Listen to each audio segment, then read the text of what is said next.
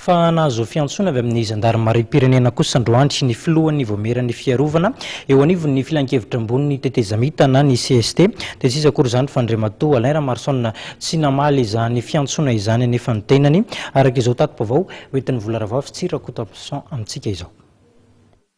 Natsony teo anivon'ny sampana amsana ny fikarohana heloka be vava eny amin'ny zandarimariam-fiadanana ny CST Alain Ramaroson androany.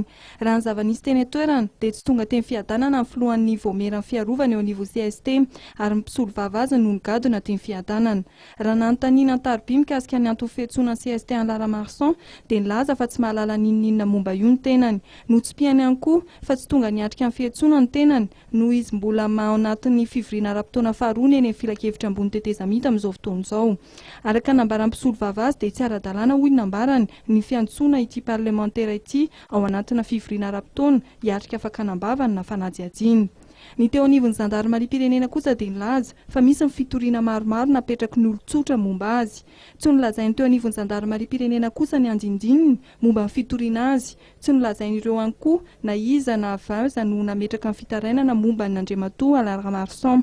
Araka nambarany teo anivon'ny zandary dia miandry ny fahavitan'ny fivorian'ny parlemantera izy ireo ary amin'ny fotoana manaraka no iantsona ny CST Alain Ramaroson.